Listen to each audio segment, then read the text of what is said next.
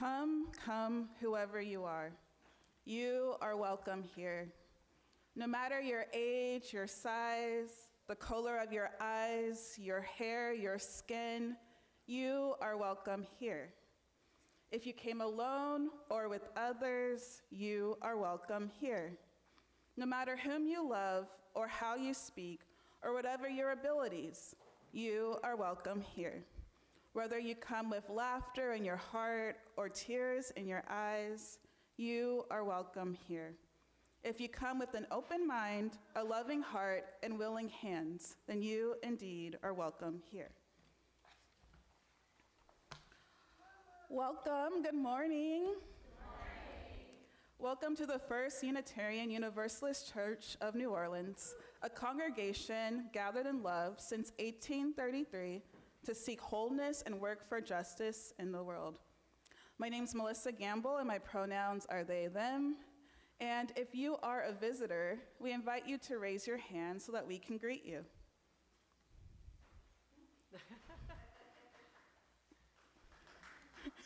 And let's clap it up for everyone in this congregation. Welcome. Yay.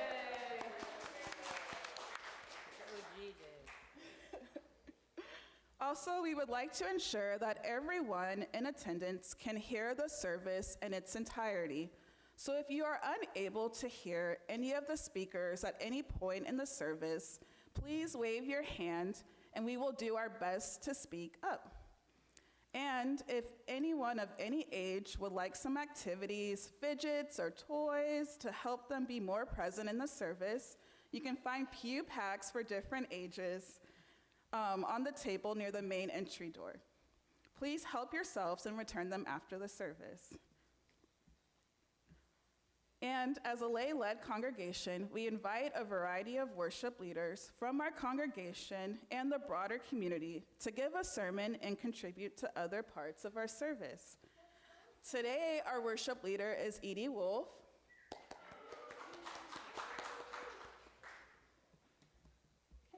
And now please rise in body or spirit and join me in lighting the chalice of our heritage and reading the words present in your order of service.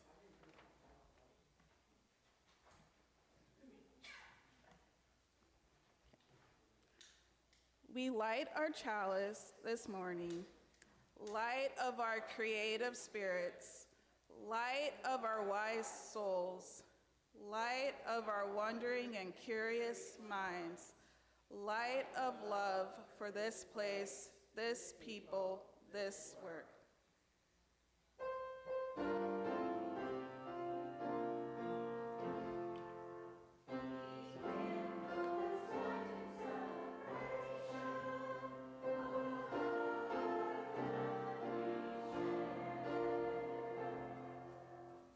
And please remain as you are for our opening hymn, which you will find in your order of service, in your gray hymnal, hymn number 389.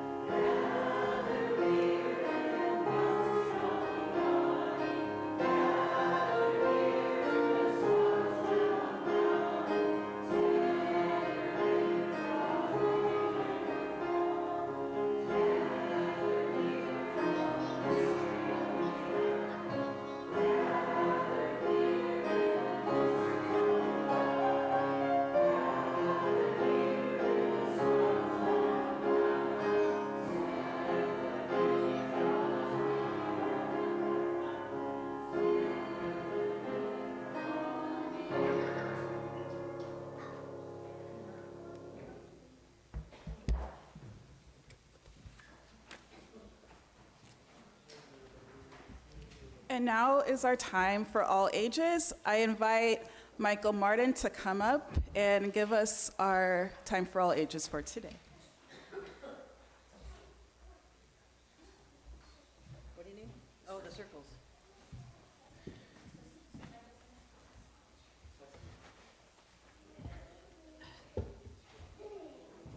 Thank you.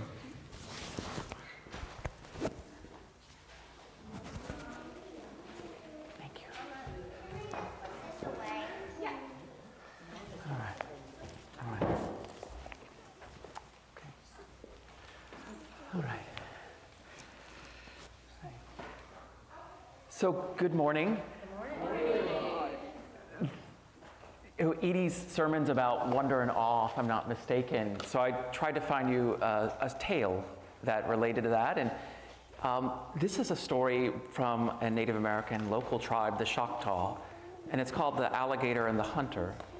And so the story was told, can you imagine this, guys, in their head and orally for millennia upon millennia. So it was told orally for a long, long time.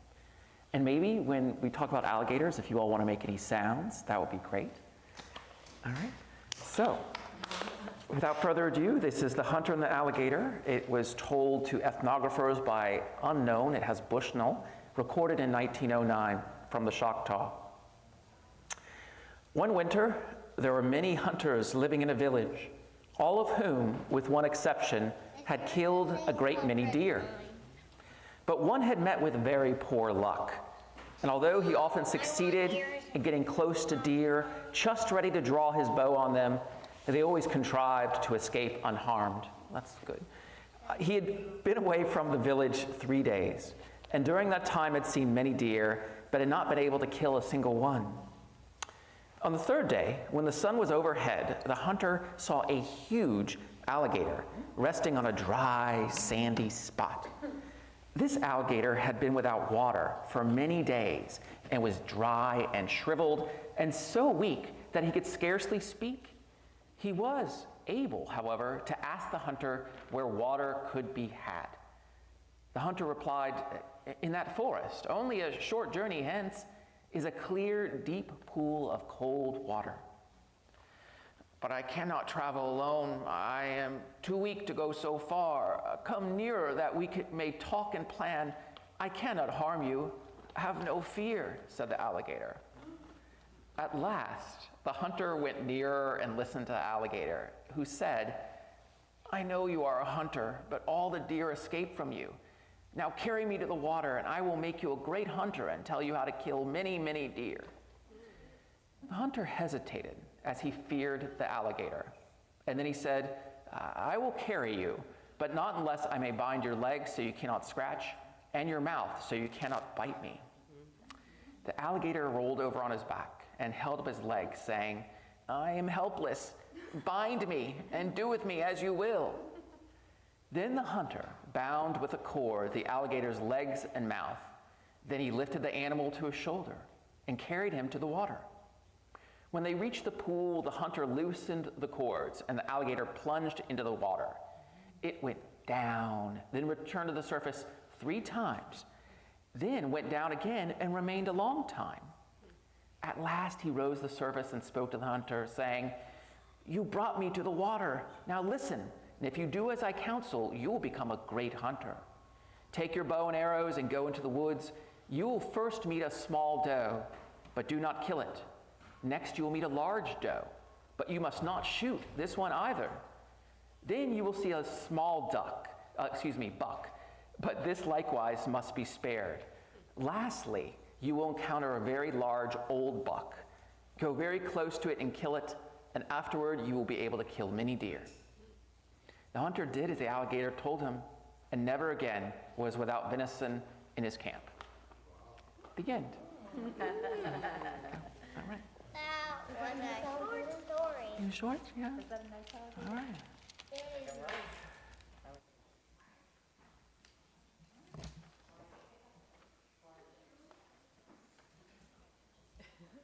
So, thank you, Michael, for that beautiful time of all ages. Children are welcome to stay in the sanctuary and enjoy the service with us, or go to the children's room down the hallway on the right.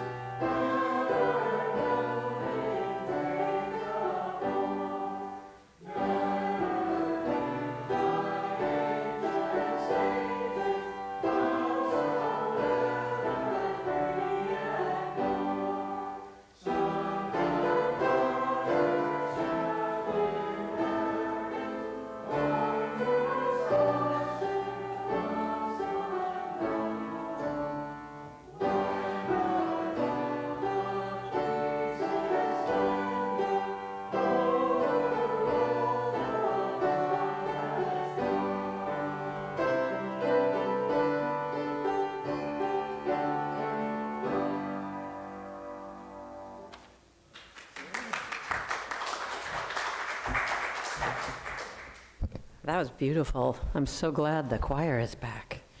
Everybody hear me okay? My first time at the mic? Okay. We're going to enter after the meditation into a time of silence with a few moments to meditate after I read the meditation. And then, as you all know, because there are no visitors today, we will close by singing Voice Still and Small. So the meditation I've chosen is from young poet and writer Cole Arthur Riley in her beautiful memoir. It's kind of a memoir, kind of a collection of essays called This Here Flesh, Spirituality, Liberation, and the Stories That Make Us. It is gorgeous. And in the passage that I'm going to read, just to give you some context, she's responding to Swiss theologian Hans Urs von Balthasar, who is calling for more attention to beauty, which he is saying that, you know, in relation to political struggle, activists have come to see beauty as kind of frivolous and kind of this ornamental relic of a bourgeois past. So Cole Arthur Riley agrees. This is now her. When we grow accustomed to neglecting beauty, we eventually become creatures of hatred. We lose our imagination, a virtue to which wonder is helplessly tied. Why care for barren land? Why advocate for justice in a system predicated on injustice? We become so accustomed to that bitter taste that we can taste nothing else. Slowly, even mirrors feel like oppression. We become unable to conceive of anything worthwhile in our own image until we empty ourselves of all beauty and turn against our own bodies in disgust. This is a path that ends in numbness. It is disillusionment with the chains of this world that lead us to become numb to them, accustomed to a life of burden as our appetite for liberation wanes. When we wonder, we loosen the cords that restrain our love, and the people most in love with a thing are prone to become its fiercest protector.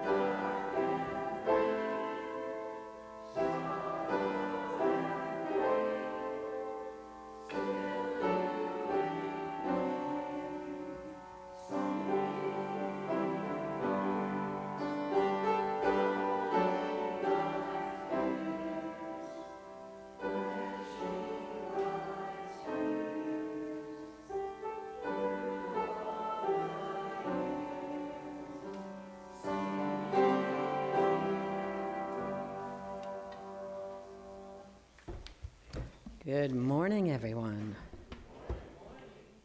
I'm going to start us right off with a little something that happened to me recently. I was walking in City Park, and I came upon these 3 women staring at this really remarkable bird. It was this gigantic black bird. It had its wings out like this, just standing. Have you seen this? I see heads nodding already.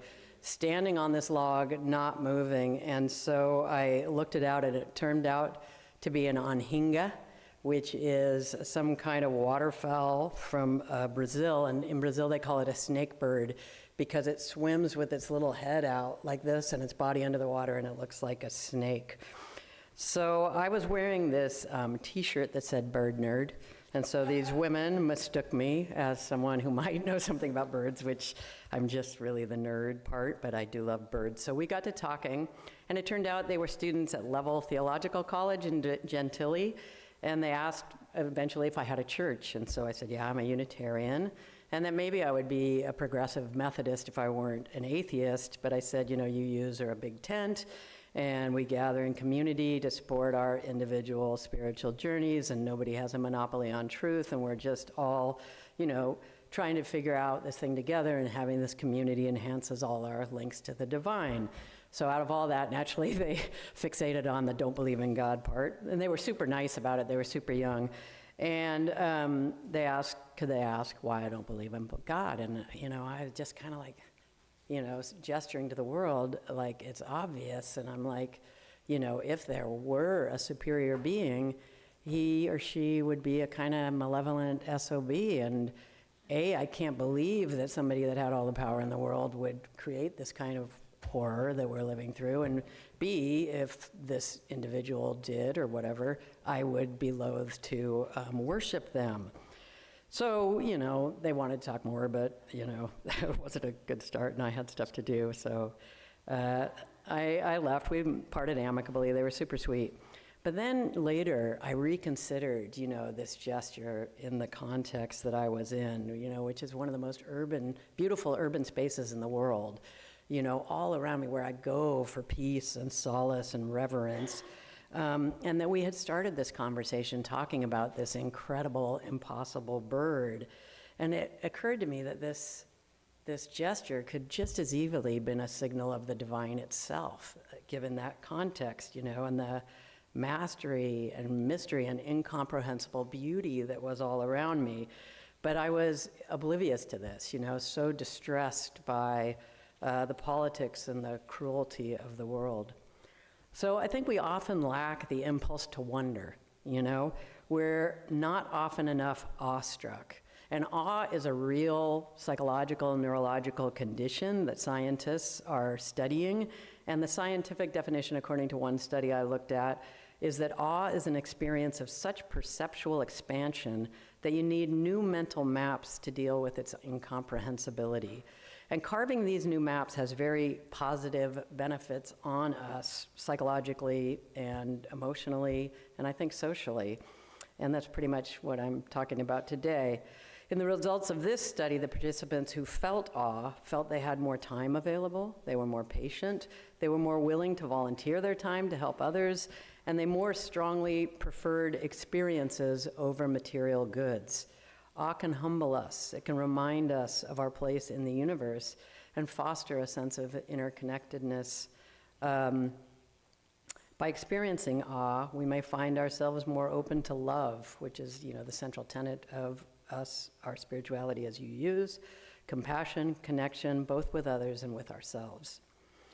So the inspiration for this sermon, before I met these women, actually originated in a 300-word essay I stumbled upon in that most venerated theological journal, the Auto Club Explorer magazine, Southern States edition, free with your membership, entitled In Pursuit of Awe, about how travel can heal us. And it's explained that travel extracts us from the familiar, liberates us from routines, allowing us the time and space to look around and be amazed.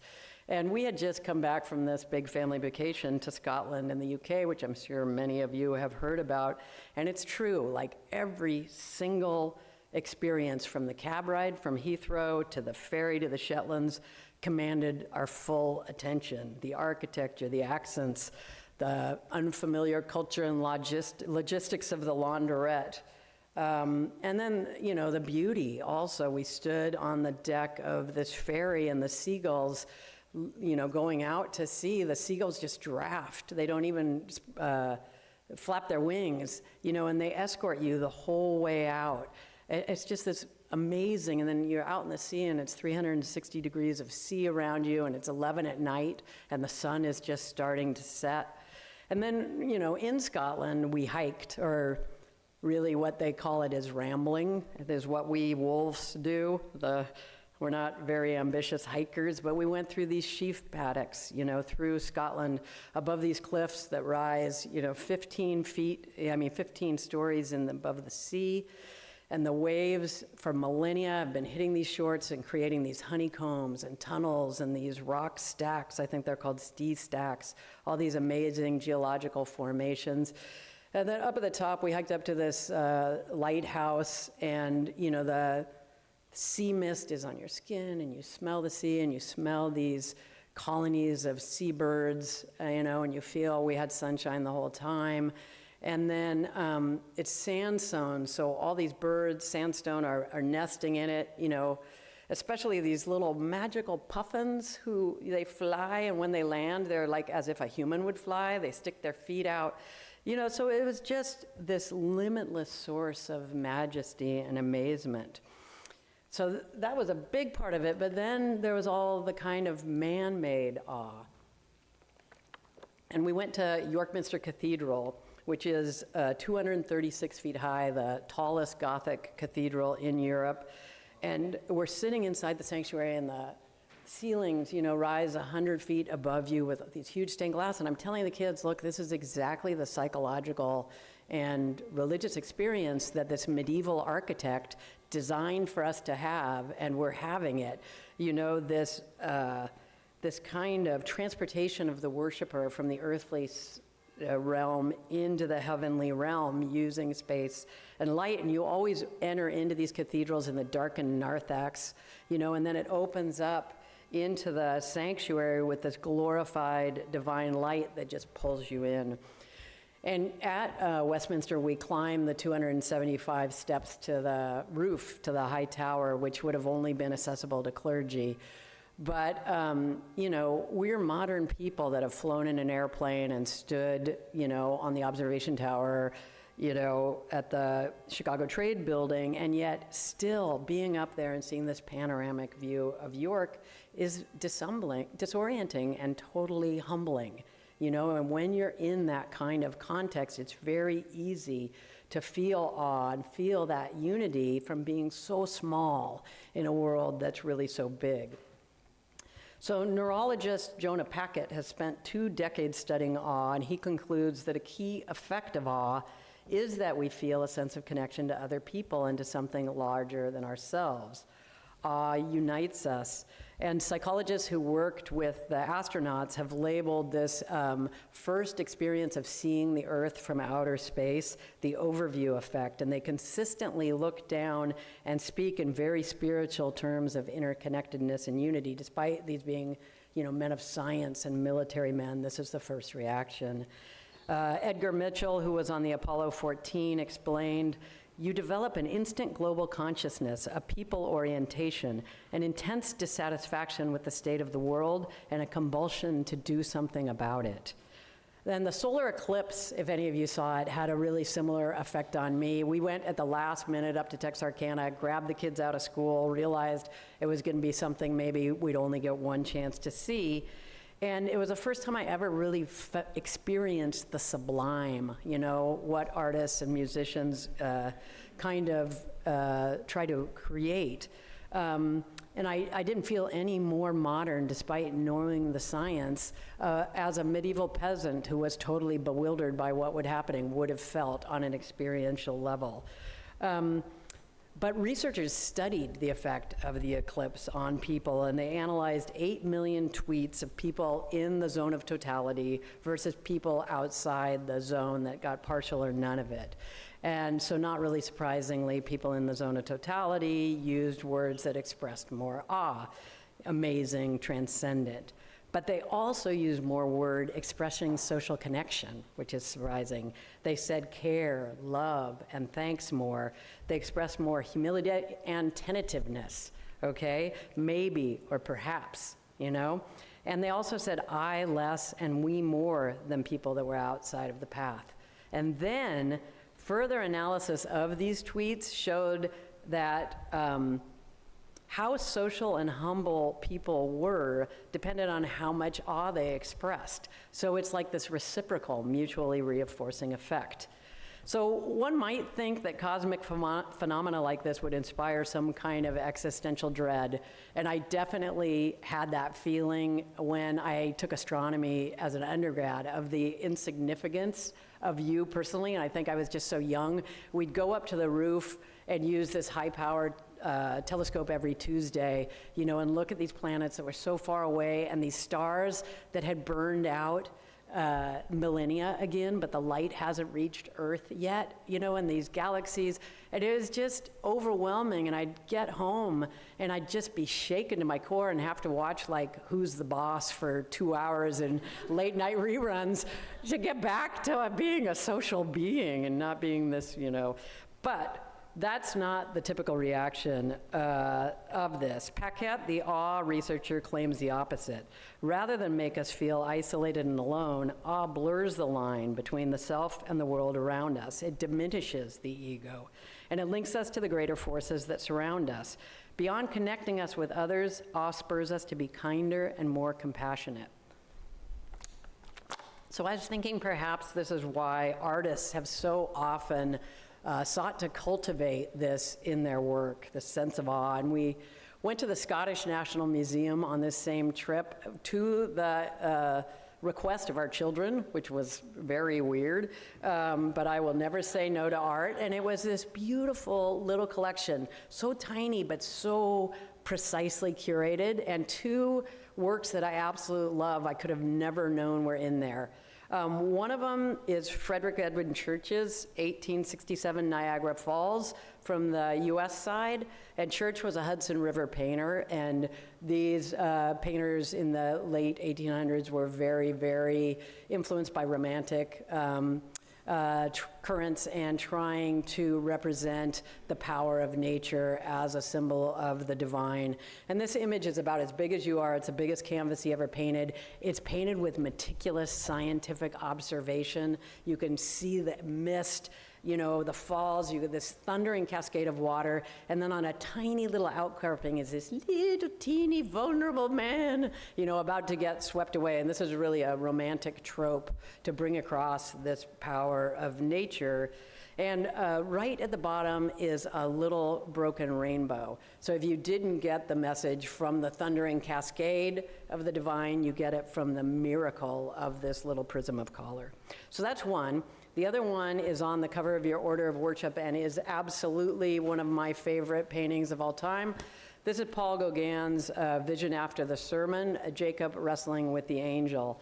And Gauguin had moved to Breton in the south of France, looking, like really romanticizing these very primitive people who weren't primitive, but in his mind, he really wanted to reconnect with this kind of simple lifestyle that was being lost to industrialization and this religious fervor that he had clearly lost. So these are women who have come out of church, and they're so influenced by the sermon that they have this collective hallucination that this cow, which you can see on the left, broken by this branch, they're seeing a cow on the right also, but they see it as Jacob wrestling with the angel. And he's made it hallucinatory by having this red background, which wouldn't occur in nature, and then it being tilted up so that it looks very odd and not like something the eye would perceive. So both of these artists are responding, or working in the context of this massive social and political turmoil and alarming levels of human suffering when they reach out and try and recreate this sense of wonder in their awe. Church was actually commissioned in the aftermath of the Civil War to paint this as a symbol of unity and patriotism. You know, after 4 years and so much bloodshed and 2 million Americans, 2% of the population killed or wounded, and then, of course, ignited by the absolute horror and dehumanization of the institution of slavery. And then Gauguin had left Paris because the population, since the end of the Paris Commune, had just escalated. I mean, the violence was over, but it was in tandem with industrialization, and for the rich it was great, but for the poor and the working class, Paris was, a horrible condition. Exploitation, overcrowding, disease, poverty, anarchist bombings in reaction to the labor exploitation, and absolute political and economic division. Paris was the richest and the poorest city in France at the time, and Flaubert described the atmosphere of the city saying, "One half of the population of Paris wants to strangle the other half, and the other half has the same idea. You can read it in the eyes of the people passing by." Sound familiar? So my point is that what we are enduring today is horrendous. It's terrifying, it's enraging, but it's not entirely unprecedented. I didn't pick these paintings because of the context, but you can find the context of human suffering informing any painting. Unfortunately, that is kind of the purview of mankind. But there's also so much more around us than just human suffering if you take the time to notice it. Cole Arthur Riley, who I read the meditation from, writes, "To encounter the holy in the ordinary is to find God in the liminal, in spaces where we might subconsciously exclude it, including the sensory moments that are often illegibly spiritual." So whether it's the cow after the sermon, or these magnificent ordinary sheep that we walked through in Scotland, with these weird little agate eyes that look at you, and their spiraling horns that kind of echo so many other spiral forms found in nature, the seashells, the snails, the sunflowers, the hurricanes, or in a stand of poplar trees between the Loyola dorms and the parking garage where I often stand, and it's one of the only places where leaves rustle. The live oaks, their leaves don't rustle in the wind, but I just was passing through there and I had this audible experience of awe, and it reminded me of childhood, it reminded me of so many things, but it was curiously life-affirming. We have to covet these sensory moments and not just disregard them, which are often illegibly spiritual. So Viennese psychiatrist Viktor Frankl coined the term tragic optimism to describe man's ability to maintain hope and find meaning in life despite its inevitable pain, loss, and suffering. Frankl was a Holocaust survivor and came to understand that tragedy and crisis don't necessarily preclude optimism. To the contrary, adversity can stimulate personal growth and transformation. And I think tragic optimism is a really important concept today. There's a lot to be distressed about. There's a lot to be saddened by. Frankly, terror is a natural response. But if we're to have any chance of fixing a broken world, we can't become a broken people. In this way, tragic optimism invites us to embrace life's challenges, not as insurmountable barriers, but as opportunities for growth, reflection, and the deepening of human potential. And this isn't being a Pollyanna. It's not toxic positivity. It's not saying you have to be happy. It's really the opposite of that. Psychologists have shown that resilient people experience despair and stress. They acknowledge trauma, yet they manage to find sustaining light in the darkness. And one way to support the development of tragic optimism is by paying attention and by cultivating wonder and curiosity, by being awestruck. Frankl's own experience in the days following his liberation from the camps include a moment of profound awe that was singularly transformative and sustaining. So I'm going to read the little passage of it from his memoir, Man's Search for Meaning. "I walked through the country past meadows for miles and miles toward the market town near the camp. Larks rose to the sky, and I could hear their joyous song. There was no one to be seen for miles around. There was nothing but the wide earth and sky and the lark's jubilation and the freedom of space. I stopped. I looked around and up to the sky, and then I went down on my knees. At that moment, there was very little I knew of myself or of the world. How long I knelt there, I cannot recall. But I know that on that day, in that hour, my new life started. Step for step, I progressed until I became a human again. And here I envision Frankel in a gesture similar to my own back in the park, although Frankel is clearly signaling the marvel of life and not its distress, and the cure and not the pathology. It's so easy for our despair to compromise our sense of wonder, but as Cole Arthur Riley reminds us, wonder can be a force of liberation.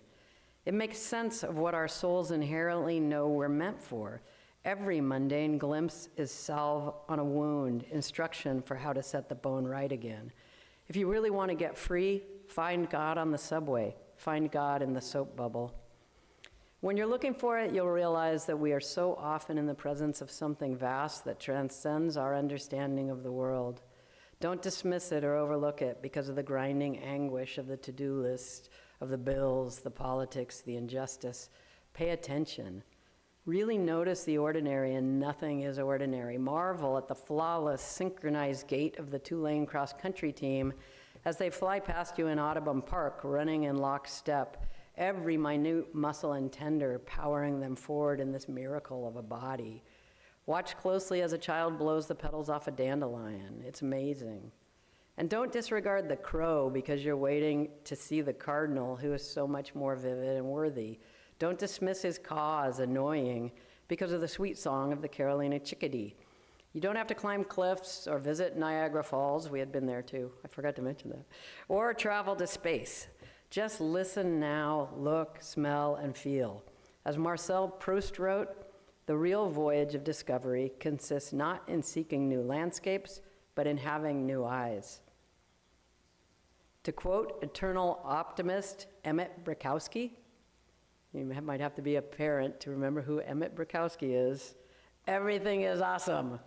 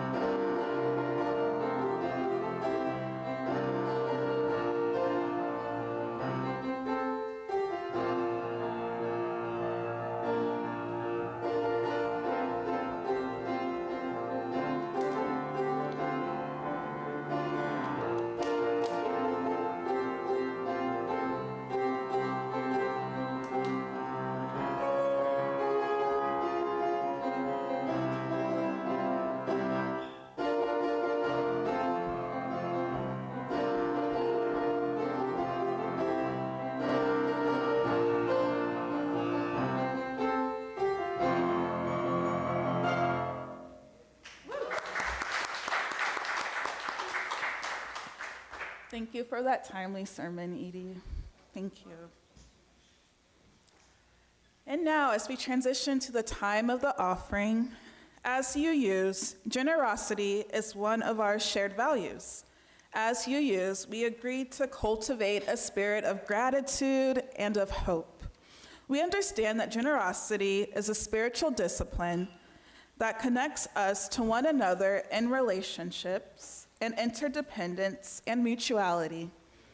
We can practice our act of giving by either placing your offering in the collection plate or by using the information on your order of service on the back of it to give electronically.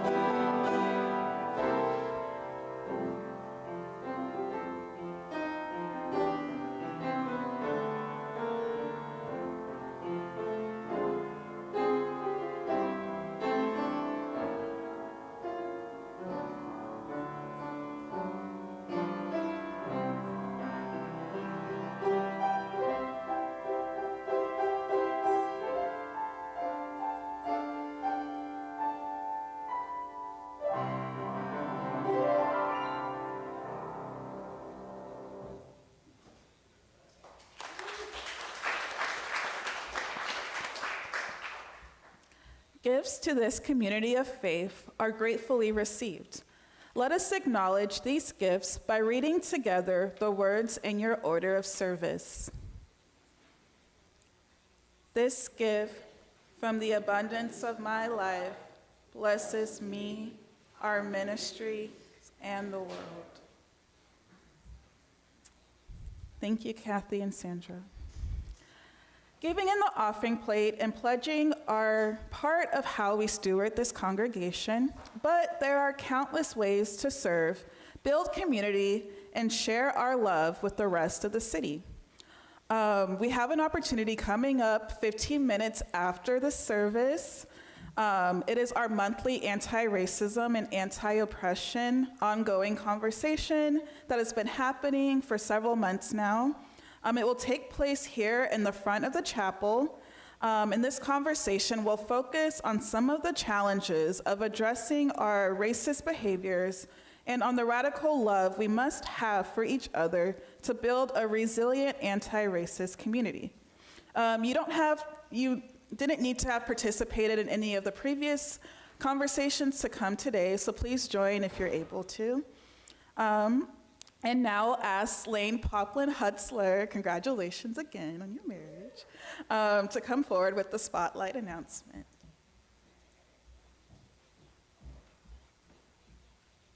Okay, can everybody hear me? All right, good morning. I'm here with a special announcement. If you saw in your digest, we are doing a rollout. It's time for our annual budget drive this year, so we are doing a soft rollout today. Our theme is love and solidarity, and we are inviting you to a soft launch, soft rollout with some soft ice cream after service this morning. So we hope that you will come and partake. We are planning to invite everyone to do their pledge through Breeze this year. So we're doing a little embracing of technology, and you'll still make your pledges through Breeze as well and make your contributions that way. So that will be coming in an email, so watch your inbox. Your pledge will provide financial stability for our church home, and it also allows us to budget for the upcoming year, so it lets us buy stuff and continue to do the amazing things that we do in our community, and it just helps us take care of ourselves and each other. It paves the way for our spiritual journey, both individually and as a group, and we hope that you all will continue to support us and support the mission, vision, and the work of FUUNO in 2026. Thank you.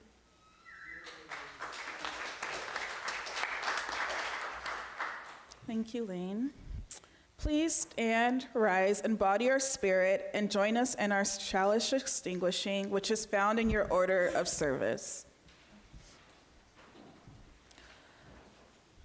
We extinguish this flame, but not the light of truth, the warmth of community, or the fire of commitment. These we carry in our hearts until we are together again. And I'd like us all to go back to the responsive reading found in, it's number 536 in your gray hymnal, if you don't mind me. Oh, did we skip it? Our wonderful worship leader chose this reading, and I think it's a really important one to go back to as we enter into the end of our service, as we reorient ourselves to the wonders and awes of the seemingly mundane to find the miracles in everyday life. So I will read the plain text, and you'll join me in reading the italicized font. Every morning, the world is created.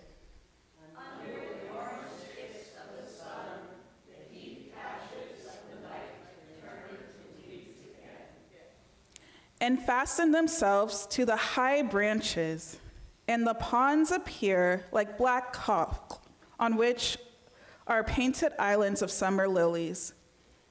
It is your nature to be happy.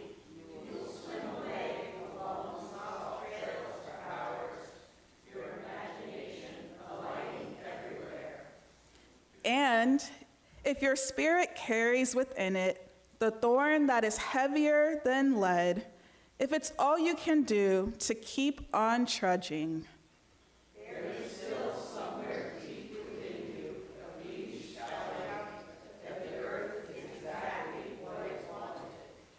each pond with its blazing lilies is a prayer heard and answered lavishly every morning.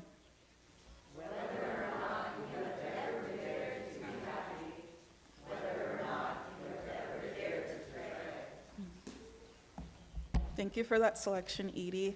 And now it is time for our closing hymn.